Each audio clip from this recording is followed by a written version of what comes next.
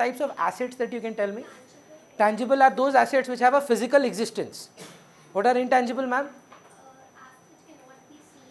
Touched. Give me a good example. Don't say investments, don't say debtors, don't talk about people. Goodwill, patent, copyright, trademark, website. ये सारे intangible assets में चले जाते हैं. Very good, ma'am. Anything else? Fixed assets are those assets which are kept for a longer period of time in a business. And current assets are benefits which are expected for a shorter period of time. Again, asset. Very good. Liabilities को भी हमने internal, external में तोड़ा था. Internal liability का नाम क्या है? अच्छा, fictitious asset क्या था? Are not actually assets, they are expenses, but they give benefits like an asset. Example, ma'am? Research and development and advertisement. Heavy advertisement expenditure and research and development. ठीक, अब पढ़ेंगे सर ये सब. आपका पहला है ना? क्या क्लास, क्या नाम है आपका सर? नीरज. नीरज, मैं आपको बता रहा हूँ ये हमारा हो गया है, तो आपको रीडू करना होगा एक बार. बहुत नए बच्चे ज्वाइन करते हैं मई में, तो एक ना बैच फिर से बन सकता है. मतलब मान लीजिए for just to make up the backlog. और वेकेशन सुन रहे हैं इस बार थोड़ा प्रीपोन हो जाएगा. वो प्रीपोन हो जाएगा सर. गवर्नमेंट ने बोला है कि 2 तारीख से समर वेकेशन देना स्टार्ट करिए, 2 दिस मंथ. करेक्ट. पर क्या है ना, अभी गवर्नमेंट का रूलिंग आया है कि 2 तारीख से गवर्नमेंट स्कूल्स बंद हो रहे हैं. मैक्सिमम 4-5 दिन एक्सटेंड कर पाएंगे मैक्सिमम. तो आप पकड़ लीजिए 7-8 तारीख से स्कूल बंद हो जाएंगे. लेट्स सी, है ना, पता नहीं अभी तक. तो मे बी तब हम लोग उसको मेकअप कर पाए. पर you not missed a lot. It's just basics that we have discussed. Then we talked about what I think bad debt, loss, no terms we discussed कि क्या क्या होता है, डेटर क्या होता है, क्रेडिटर क्या होता है, यही सब बात हुआ था. द सेकेंड डिस्कशन और the third chapter that we started was gap. ये आज कंप्लीट करना है. और हमारा 5th चैप्टर, 4th चैप्टर जो है वो है IFRS. वो नहीं करना है, वो सिलेबस में ही नहीं है. उसके बदले क्या करेंगे हम लोग, एक चैप्टर से आज स्टार्ट करेंगे which is called the accounting equation. Somebody was saying जिसके स्कूल में स्टार्ट हुआ है. कुछ बचा हुआ है ना, आई एग्री सर, उसको होल्ड पे ही रख रहा हूँ. When we will start the accounting equation we will come back, क्योंकि वो यूज होंगे, तो इसलिए होल्ड पर ही है. जनरली एक्सेप्टेड अकाउंटिंग प्रिंसिपल्स में सोनी 3 अजम्पशंस क्या क्या थे हमारे, याद है? अच्छा, बिफोर दैट युक्ति, what is going concern? Neeraj पहली बार पढ़ रहा है, ऐसा वे में बोलिए कि वो एक बार सुन के ही समझ जाए, बिना पढ़े, अपना भाषा में. किताब तो उसके पास भी है मैम, बोलिए.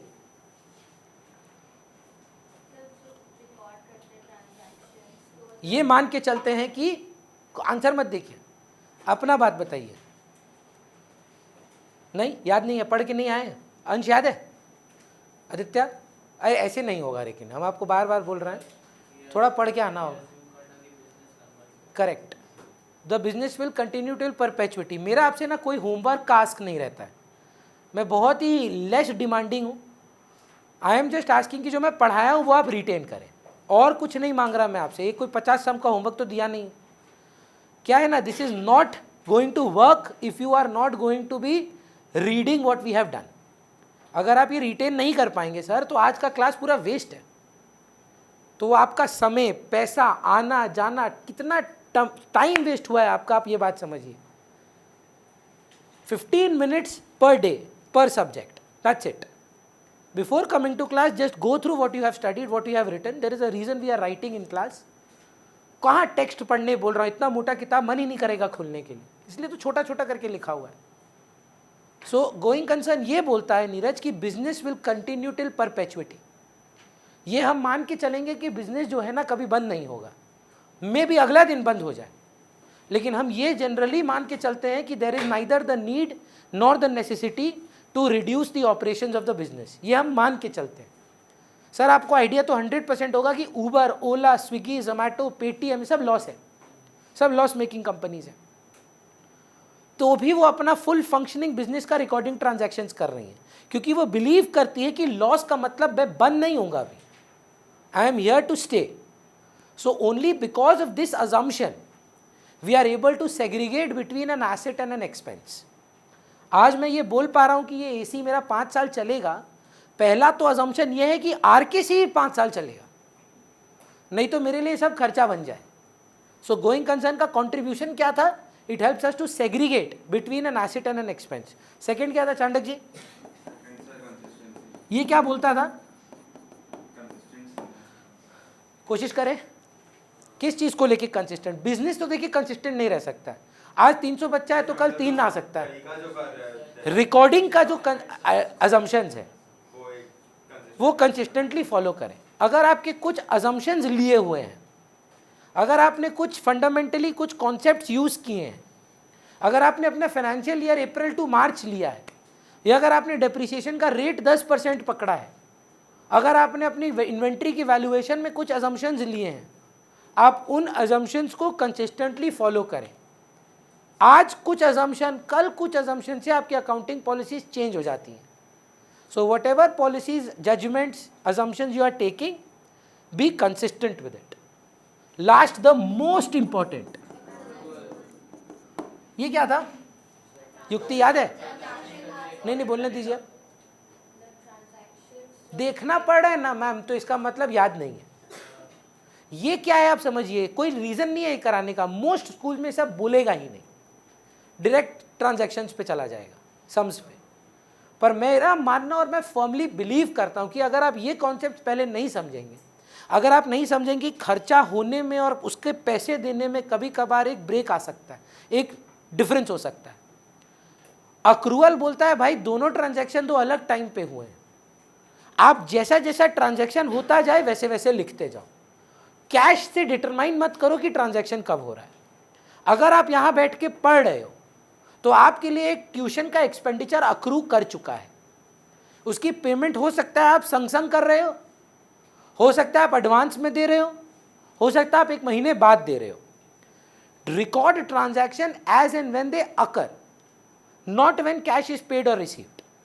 व्हेन कैश इज पेड और received, that is also a transaction, but treat it as a separate transaction, है ना। You are taking services from let's say mister X, आपको एसी साफ करने वाला अपने अर्बन क्लब से मंगाया, किसी को बुलाया, वो आपका एसी साफ करके गया और पैसे आपने उसको 10 दिन बाद दिए। 1 ट्रांजैक्शन की 2 transactions, 1 when you have taken the service, the other when you paid for the service. So understand that this is the difference. Incurring an expenditure and paying for the expenditure can be different. I am not saying they are always different sir. Puchka खाए संग संग पैसा दिए, expense and payment are happening simultaneously, but it is very much possible puchka खाए पैसा 10 दिन बाद दिए, या पैसा पहला दे दिए 10 दिन बाद पुचका खा रहे। Whenever there is this bifurcation of incurring of expenditure and payment, always remember we need to record both. Income and expenses would be recorded as and when they occur. That is accrual basis of accounting. Cash is not given precedence. Importance cash को नहीं दिया गया है, transaction को दिया गया है। याद है सर? नेक्स्ट क्लास में हम एक्सपेक्ट करेंगे कि सारा चिराग आप ही आंसर करेंगे और अपने वर्ड्स में। हमको नहीं चाहिए किताबी आंसर। किताबी आंसर के लिए ना आपके पास बुक है, 36 तो यूट्यूब चैनल है, आप कोई कारण से यहाँ आ रहे हैं, है ना।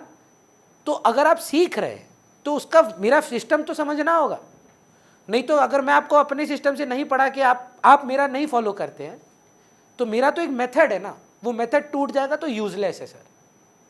मैं आपसे कुछ नहीं डिमांड कर रहा हूं कि आप पन्ना पन्ना लर्न करके आओ, अपना वर्ड्स में बस समझा दो कि क्या समझे हो, that's it. No technical terms also required, just what have you understood out of this. फिर हम लोगों ने बात किए थे 3 कॉन्सेप्ट्स के। एक हमने बात किया होगा I think business entity. Himanshi ये क्या बोलता था? हिमांशी तो क्या था ये बिजनेस एंटिटी कॉन्सेप्ट?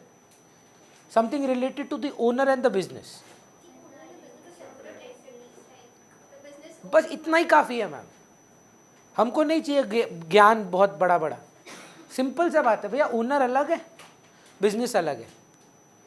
हम लोग जो पढ़ने आते हैं वो R Khanna centre for excellence पे आते हैं, रोहिन खन्ना से पढ़ने नहीं आते हैं। आप जो स्कूल में जाते हैं करिश, आप मिस्टर एमपी बिरला से पढ़ने तो नहीं जा रहे हैं, आप एमपी बिरला स्कूल में जा रहे हैं, है ना। तो what you are studying is in an institution, But true false, there is no person called this institution, but we are creating one. We are creating an institution, we are creating an entity by saying no, this is separate, owner is separate. That is the idea. Clear है? इससे सबसे बड़ा contribution क्या था याद है क्या? Capital is the liability of the business. फिर अगर मेरे को जितना याद आ रहा है, मनी मेजरमेंट कॉन्सेप्ट, ये क्या था रिया?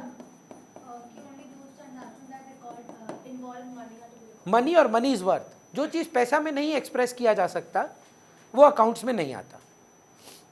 पैसा मतलब कैश नहीं होता है हर्ष, है ना. फॉर एग्जाम्पल नीरज बोला कि भैया आपका फीस ना हम आपको चॉकलेट्स में देंगे.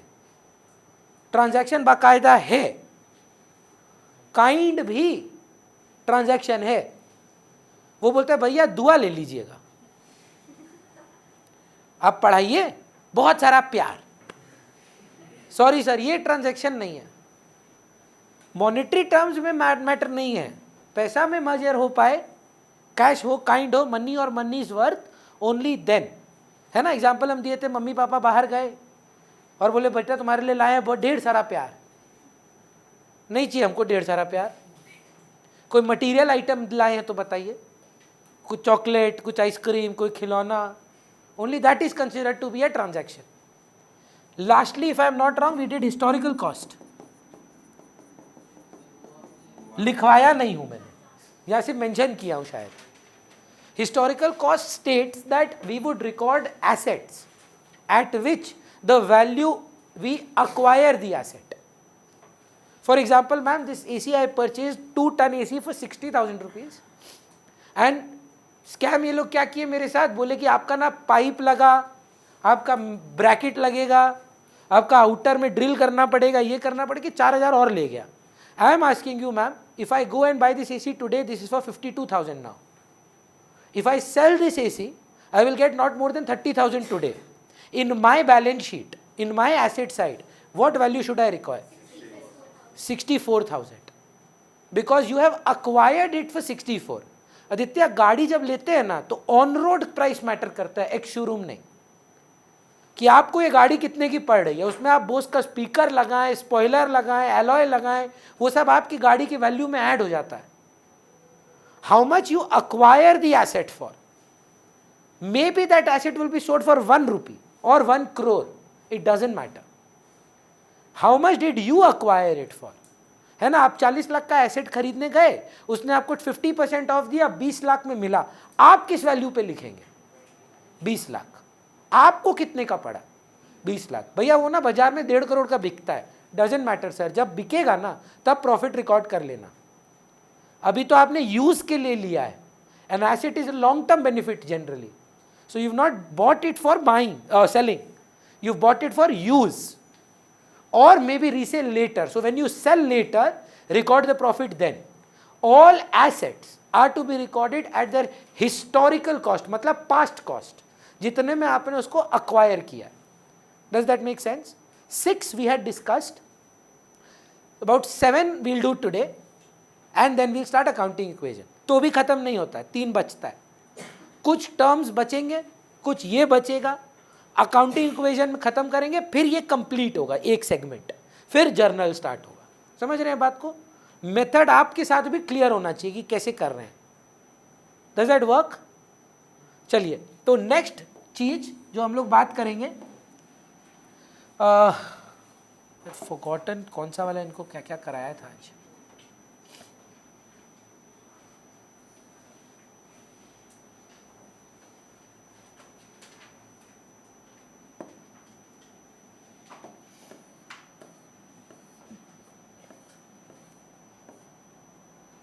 चलिए ठीक है, पहले आ जाते हैं पीरियोडिसिटी पे. लिखाते हैं. चलिए, हिस्टोरिकल कॉस्ट में लिख लीजिए, अगर नहीं लिखे, एक बैच में शायद लिखवा दिए थे, एक बैच में नहीं हो पाया, लिख दीजिए एक बार. लिखे हम लोग, क्या लिखे हैं वही डिक्टेट कर देते हैं ना मैम. थोड़ा पढ़ के सुना दीजिए ना. अरे आपका आवाज़ बढ़िया है. नहीं, it states that all assets will be required, will be recorded, recorded या नहीं है, It states that all assets will be recorded.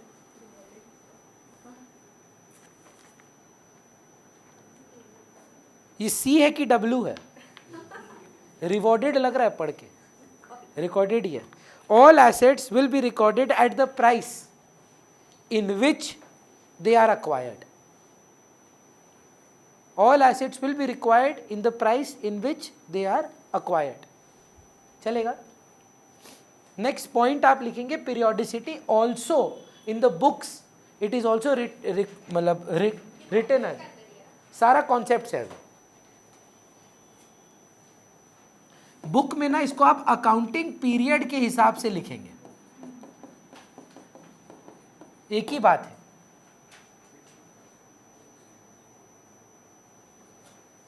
क्या तकलीफ है बताओ ना.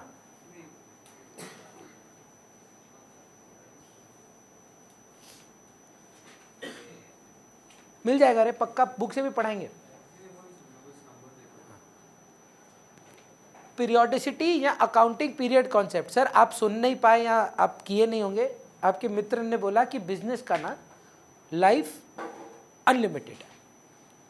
अब अगर अनलिमिटेड है तो एक बहुत बड़ा इशू आएगा कि प्रॉफिट वगैरह कब का निकालोगे.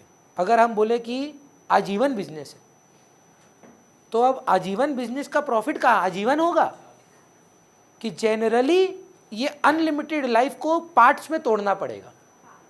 वो पार्ट जनरली 1 साल का होगा. जनरली पीरियोडिसिटी बोलता है दो आप ये अज्यूम कर रहे हैं कि लाइफ अनलिमिटेड है because of going concern, but accounting principles के हिसाब कॉन्सेप्ट्स के हिसाब से आपका जो प्रॉफिट स्टेटमेंट बनेगा, जो बैलेंस शीट बनेगा, वो 1 साल का बनेगा.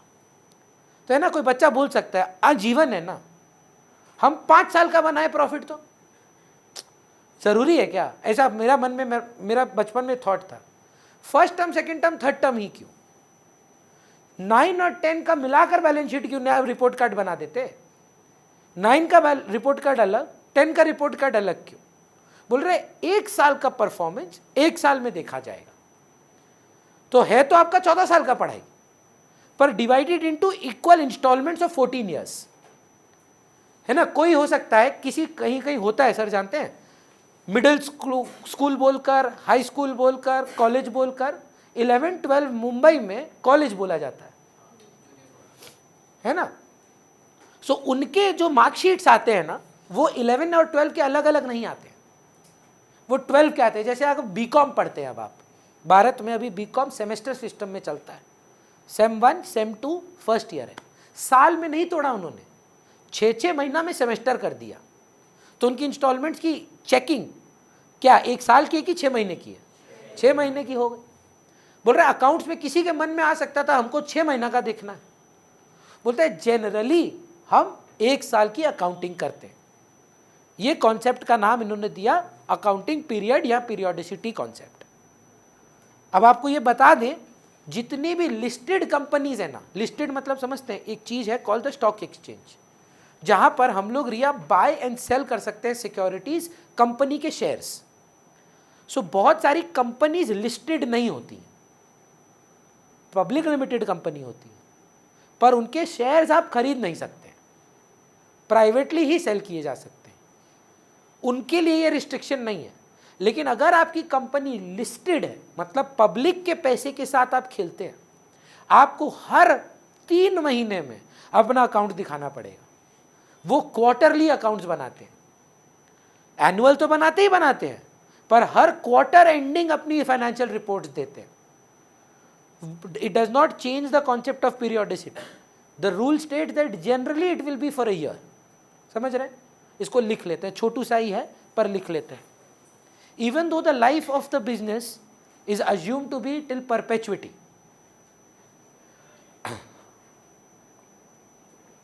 even though the life of the business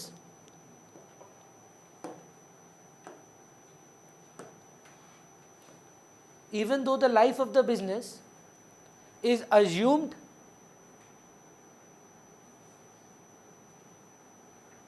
to be till perpetuity,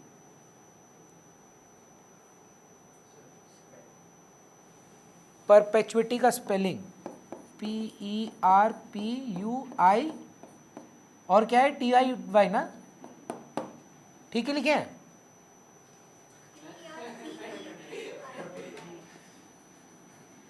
बोलिए तो T, ओहो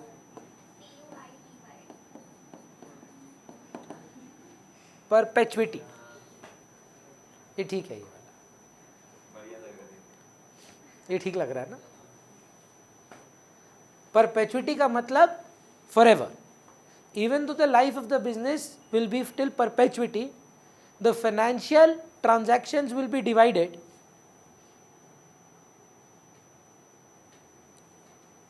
in equal installments. Financial transactions will be divided in equal installments, generally a year. आजकल का बच्चा लोग का बर्थडे पोस्ट देखे, बर्थडे वाला दिन क्या लिखता है? सीजन 16 एपिसोड 1, मतलब 16वां सीजन चल रहा है, मतलब 16वां साल को सीजन बोल रहा है. इक्वल इक्वल एनुअल दिखाए थे क्या? Equal instalments, generally a year. आप भी लिखे हैं? अच्छा, नहीं गलत कुछ नहीं है इसमें अगर लिखे हैं. कौन लिखा है? अच्छा, कॉन्फिडेंशियल है, ठीक है. फ्रेंडा है कि फ्रेंडी है? दोनों ही नहीं है. स्टॉकिंग के लिए है, वो भी नहीं है. चलिए, क्लियर है ये बात? सर एक बार काम करिए ना, जनरली आप लोग के साथ एक कर रहे हैं हम, एक बार अकाउंटिंग पीरियड रीड करके सुनाइए, किताबी भाषा में क्या लिख के दिया है.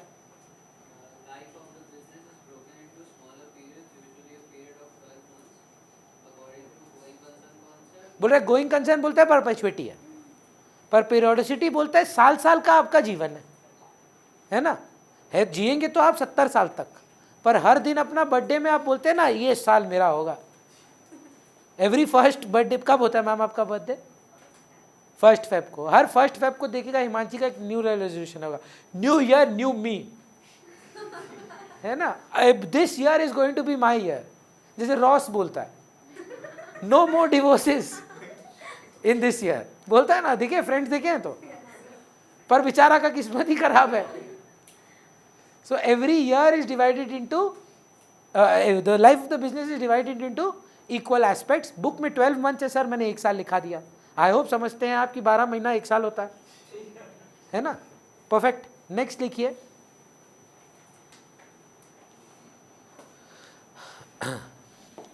ये मेरा फेवरेट है.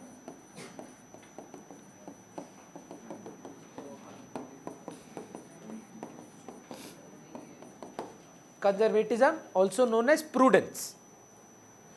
Before I start ना, there is a negative vibe around the word conservative in English. जब आप किसी को अगर बोलते हैं ना ये आदमी कंजर्वेटिव फैमिली से है, तो जनरली बैकवर्ड मीन करता है. अकाउंटेंसी में ऐसा नहीं है.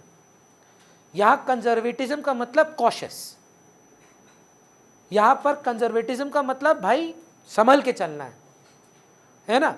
भूमि मेरे एक बहुत क्लोज मित्र हैं, उनका ना एक ही प्रॉब्लम है जीवन में. आप जब भी आप उनसे बात करें ना, इतना पॉजिटिव आदमी आपको जीवन में नहीं मिलेगा. वो उसका हर आइडिया, बिजनेस आइडिया, वो उसमें मतलब हिट है. बोला देख ये करेंगे, मुर्गी का फार्म होगा, अंडे आएंगे, अंडे उनको 1 करोड़ में बेचेंगे, खर्चा कुछ है नहीं, मुर्गी अंडा देता रहेगा, पैसा आ जाएगा. एक आदमी थोड़ी ना खरीदेगा यार. आपको एक बात बताते हैं, क्योंकि आप ये बात उठाए ना, रिसेंटली हम एक स्टडी पढ़ रहे थे. हार्वर्ड में एक प्रोजेक्ट रिपोर्ट दिया गया on something that you must have seen, pulse candy. Harvard में आप गैस कर सकते हैं मैम हार्वर्ड के ओनर्स कौन? हार्वर्ड के नहीं, सॉरी, पल्स कैंडी के ओनर्स कौन है? It's a group called DS group. Chirag आप जानते होंगे, रजनीगंधा है ना, जिनका रजनीगंधा है उन्होंने पल्स कैंडी निकाली है. ठीक है, रजनीगंधा एक ऐसा प्रोडक्ट है भारत में जो पनवाड़ियों के यहाँ बिकता है. आप हंस रहे हैं sir, but look at the brilliance and the achievement of that company. अच्छा, सब लोग उसी पे हंस रहे हैं। नहीं, मैं समझ रहा हूँ, पर हम बोल रहे हैं क्योंकि शायद चिराग मारवाड़ी लोग में जान पहचान में कोई ना कोई एक जन तो रजनीगंधा आपके एक ना एक आदमी आपको मिल ही जाएगा, किसी ना किसी को तो आप देखे ही होंगे, है ना। मैं क्या बोल रहा हूँ, उन्होंने ना 5 शॉप्स में एक रिस्ट्रिक्शन दे दी कि हम आपको रजनीगंधा सिर्फ तभी डिस्ट्रीब्यूट करेंगे अगर आप पल्स की टॉफ़ी का डब्बा मेरे अपनी दुकान में रखेंगे। So this was a case study on distribution in India. This concept can not be in anywhere else than India. The concept of small paan shops. How many you think are there? Millions. And just keeping one box there, it acted like a change. 9 रुपये का कुछ ले रहे हैं, एक toffee ले जाओ, 1 रुपया नहीं है मेरे पास, है ना. So the way it kept the market, DS Group has disclosed that Rajnigandha accounts for 40% of their sale and Pulse Candy accounts for 40% of their sale. It's a 1 rupee item, sir. है ना. तो 1 करोड़ अंडा एक जन नहीं खाएगा. Suppose आप एक बिजनेस करते हैं और आप मास प्रोडक्शन में जाते हैं, so it is very much possible कि एक क्या सर हजारों करोड़ पे जाएं. पर जो मैं आपको जिसके बारे में बता रहा था ना, उनसे आप कभी मिलें, अगर आपको लगेगा इसका सारा आइडिया हिट है, तो हम लोगों ने एक इंटरवेंशन की फ्रेंड्स में कि भाई मेरा बात सुन, क्योंकि 3-4 बिजनेस बेचारे का ना फेल हो गया. हम लोग ने रियलाइजेशन किया कि इस आदमी से जब भी बात करो ना, ये ना इनकम इन्फ्लेट करके बताता है, सारा अच्छा होगा, हमको ये कॉन्ट्रैक्ट मिलेगा, हम तो स्पेंसर में भी घुस जाएंगे, हमको ब्लिंकिट में भी बेचेंगे, हम घर जाके अंडा देंगे, मतलब all the positives will go right and there will be no negatives. But what I have understood now, even applicable for business, though we are doing recording of transactions, it should be the opposite. Incomes should not be considered for granted, whereas expenses, even though if they are not happening, should be considered कि खर्चा होगा. मैंने पहली बार conservatism शायद देखा था जब मैं 8 साल का था. आपने भी नोटिस किया होगा चिराग, ईद पे या नहीं, चिराग सॉरी हिमांशी, आपके घर में मान लीजिए दुर्गा पूजा में आपकी मम्मी जानती है कि मेड छुट्टी करने वाली है. मेरी मम्मी को जब भी पता होता है ना, लग रहा होता है कि कल नहीं आएगी, हमारे घर में पेपर प्लेट निकल जाता है. जिस दिन मम्मी को शक होता है ये मारेगी छुट्टी कल, हाँ, मम्मी क्या करती है, पेपर प्लेट निकाल देती है, बोलती है बर्तन नहीं धोएंगे, कल नहीं आई तो कौन धोएगा. अब सोचिए वो आ गई, मम्मी का खुशी का ठिकाना ही नहीं.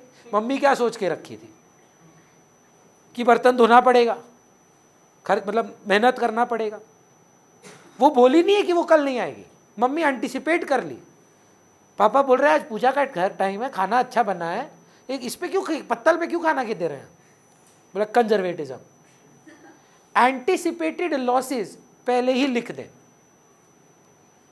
और एंटिसिपेटेड गेन्स आप कभी ना रिकॉर्ड करें, है ना. जैसे वंश बोला भैया आप टेंशन मत लीजिए, आप कहाँ रहते सर, व्योम में ना, व्योम का सारा बच्चा को हम आपके पास ला दे रहे हैं, मतलब व्योम का ही एक आप 40 जन का बैच बनाएंगे, देखिए. और हम क्या किए, मन में पार्ट सोच रहे हैं, हाँ मजा आएगा, रुको 40 स्टूडेंट और आए. ये नहीं करना है, ले आए ज्वाइन कर ले, इनकम तब लिखना. लेकिन अगर कोई खर्चा एंटिसिपेट आप कर रहे हैं, खर्चा होने का वेट मत करना. तो अभी जो 4 बजे का क्लास है ना, एक बच्चा एक वर्ड यूज किया, हमको लगा कि थोड़ा सा हार्श है वो वर्ड, बोला ये तो पेसिमिज्म है. बोला नहीं, पेसिमिज्म नहीं है, कंजर्वेटिज्म है. पेसिमिज्म का मतलब है इनकम होगा ही नहीं, ये सोचना. वो बोल रहा है इनकम होगा, हो जाने दो, लिख देंगे. खर्चा नहीं होगा तो अपना ही अच्छा है, पर अगर आपको लग रहा है कि होने वाला है, आप वो खर्चा आज ही रिकॉर्ड कर दो. खर्चा होने का इंतजार मत करो. पर भैया अगर वो खर्चा ना हो तो बढ़िया ही है ना, आपके लिए प्रॉफिट बढ़ जाएगा. आप तो एक्सपेंस दिखा दिए थे.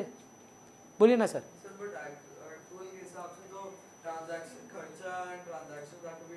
As and when they occur. Absolutely बोल रहा है कि ये अक्रूवल के इन अ वे कन्वेंशन है. इट्स एन अपडेशन कि not for income, that is why it's a separate concept कि अक्रूवल बोल रहा है जब जब खर्चा हो रहा है तब लिखो, जब जब इनकम हो रहा है एक एक्सेप्शन लिख लो कि जो खर्चा होने वाला है तुम्हारे हिसाब से वो भी मान लो अभी हो गया है, इंतजार मत करो। अब आप बोल रहे हैं जैसे भैया अब खर्चा हो जाए तो आप तो पहले ही लिख दिए थे, प्रिपेयर्ड थे। और अगर सोचिए इनकम के लिए तो अक्रूवल फॉलो हो ही रहा है, इसको देखिए आप समझ जाएंगे। मैंने शायद ये सेम एग्जांपल दिया होगा। सर आपका बिजनेस है कि जॉब है पेरेंट्स का, किस चीज़ का, if you don't mind sharing? Construction. मान लीजिए ना बहुत सारा बालू सीमेंट ना बच गया है, मान लीजिए 1000 केजी बच गया है। अब बालू सीमेंट आपने खरीदा था 100 रुपये केजी कॉस्ट प्राइस, और इसको बाजार में जब बेचने जाएंगे ना तो मार्केट प्राइस में बिकेगा। सर ये अभी बिकेगा कि अगला साल बिकेगा? अभी आप क्लोजिंग स्टॉक देख रहे हैं अपना, ये बिका नहीं है इस साल, नेक्स्ट ईयर बिक जाएगा। तो आप किस पर वैल्यू करेंगे? 100 कॉस्ट प्राइस। कारण 2 रुपये का प्रॉफिट हो गया है क्या? फ्यूचर में होगा ना। लेकिन सोचिए सर आपको पता चला कि ये बालू सीमेंट में कुछ डिफेक्ट निकल गया और ये 98 रुपीज़ में बिकने वाला है, ये 2 रुपये का लॉस होगा, है ना? बोल रहा है होगा, जरूरी है, क्या पता कोई बेवकूफ़ मिल जाए 106 में खरीद के चला जाए। हम 98 पे रिकॉर्ड करेंगे। अब सोचिए अब 106 होता है तो अक्रूवल बोलता है 106 पे लिख, ऑटोमेटिकली तेरा गेन बच गया। सो 98 की जगह 97 होता है। दुख तो भी होगा पर एक ही का होगा, क्योंकि 2 का दुख तो आप पहले ही सह लिए थे।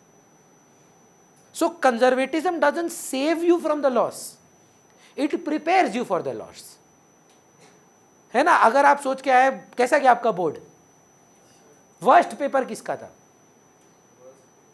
फिजिक्स। मम्मी पापा को ना आज जाके बोल दीजिए मम्मी हम ना शायद फेल हो जाए, एक थप्पड़ खाएंगे आप ना। आज एक बार ऐसे स्लाइड इन खाते खाते से बात करें, फिजिक्स में लग रहा है एक बार पास नहीं होंगे, थोड़ा सा घर का माहौल बिगड़ेगा। लेकिन सोचिए भगवान ना करे आप सही में फिजिक्स में खराब करते हैं, आप मम्मी आ रही है आपकी तरफ आते, 1 सेकेंड उस दिन आप मार चुके थे, वो आप लॉस पहले ही रिकॉर्ड कर दिए, आप उससे बच थोड़ी ना गए। फिजिक्स में तो फेल हो गए, भगवान ना करे। हाँ समझ, तो 90 आप में कंपैरेटिवली उतना अच्छा नहीं गया, करेक्ट। पर अब सोचिए आप सोच के मम्मी को बोले सुनिए ना कि 60 आएगा, एकदम कंजर्वेटिज्म का एग्जाम्पल है। सोचिए अगर अभी तक बताया नहीं होता, ठीक है अभी मेरा फिजिक्स खराब गया है, रिजल्ट वाले दिन आके बोला भैया बहुत खराब हुआ, 96 आया है, 3-4 मन में तो गाली देते ही आप इसको, बोले 90 आप में खराब बोल रहा है। लेकिन सोचिए अगर खराब चला जाता जेन्युइनली, हाँ बोला था वो, ये खराब गया है। So one thing has not stopped you from doing bad, it's just that it prepared you for a loss if the loss happened. So if you are anticipating an expenditure, record the expenditure. If the expenditure happens, you are prepared. If not, it is double gain. One, the loss didn't happen that you anticipated and you sold more. Clear है sir? इसको लिख लेते हैं। Conservatism states, बोलिए ना, AC of कर दे। तुम लोग यार पूरा वेस्ट कराया मेरा पैसा। हम सोचे थे कि एसी चिल करेगा, और बोली भैया कम बच्चा है, देखिए लिखिए क्या लिखे हम लोग अभी तक। It states that we would always record an anticipated expense